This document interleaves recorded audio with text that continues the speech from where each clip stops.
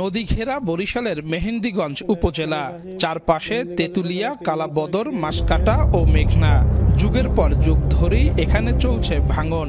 বিলীন হয়েছে বহু বসতভিটা, হাটবাজার, মসজিদ, মাদ্রাসা সহ নানা স্থাপনা। 50 বছর আগে আমাদের এই মেহেন্দিগঞ্জের 3টা ইউনিয়নই একটা ভূখণ্ড ছিল। সেই ভূখণ্ডটা এখন সম্পূর্ণ বিলীন হয়ে গেছে। অনেক স্কুল ছিল, আমিরগঞ্জ হাই স্কুল ছিল, প্রাইমারি ছিল, চরমেটিয়া ছিল, মানে একাধিক। আমাদের জন্মের পর থেকে যে উল্লেখযোগ্য প্রতিষ্ঠানগুলো আমরা দেখেছি তার কিছুই নেই। 20,000 মতো পরিবার নদীতে বিলীন হয়ে গেছে। বিভিন্ন স্থানে রাস্তার উপরে বসবাস করতেছে। মেহেন্দিগঞ্জের মূল সড়ক ছিল এই নদীতে বিলীন হয়ে গেছে, এবং কি এই যে পাশে মসজিদ 200 বছরকার পুরানো মসজিদ পাটল ধরে গেছে। এই তেঁতুলিয়া নদীতে আমাদের সব বিলীন করে লয়ে গেছে। বর্ষা মৌসুমে ভাঙনের মাত্রা বেড়ে যায় আরো।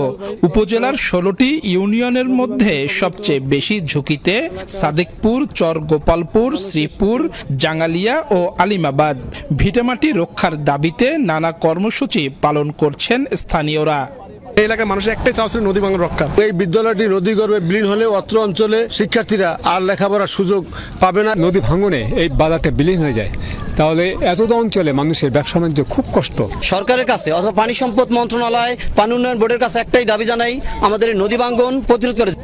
জেলা প্রশাসন ও পানি উন্নয়ন বোর্ড বলছে, পুরো মেহেন্দিগঞ্জের ভাঙন ঠেকাতে প্রয়োজন কয়েক হাজার কোটি টাকা।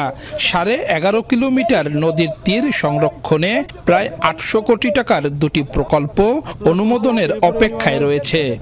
সাদেকপুর ইউনিয়নের অপোজিটে চর পড়েছে, সেখানে আমরা বিআইডব্লিউটির মাধ্যমে সেখানে যেন ড্রেজিংয়ের মাধ্যমে সেই চরটাকে অপসারণ করলে হয়তো নদীর ভাঙনের তীব্রতা একটু কমে যাবে। আসলে ভাঙনের ব্যাপ্তি প্রচুর অর্থের প্রয়োজন, সংস্থান প্রয়োজন। বিষয়টা আমরা ঊর্ধ্বতন কর্তৃপক্ষকে অবহিত করেছি। যদি পর্যাপ্ত বরাদ্দ এবং যেখানে অধিক ঝুঁকিপূর্ণ যে স্থাপনাগুলো নদীর নিকটে, সেই জায়গাগুলোকে আমরা প্রথমে অগ্রাধিকার ভিত্তিতে আমরা অতি দ্রুতই কিছু কাজ বাস্তবায়ন করব। এই ক্ষুদ্র প্রচেষ্টা যদি কারো মুখে একটু হাসি, উদ্যোগ ও সার্বিক তত্ত্বাবধানে ঈদের 3 দিনে মেহেন্দিগঞ্জ বরিশাল দুস্থ গরিব মানুষজনের মাঝে কোরবানির গোশত বিতরণ হয়েছে।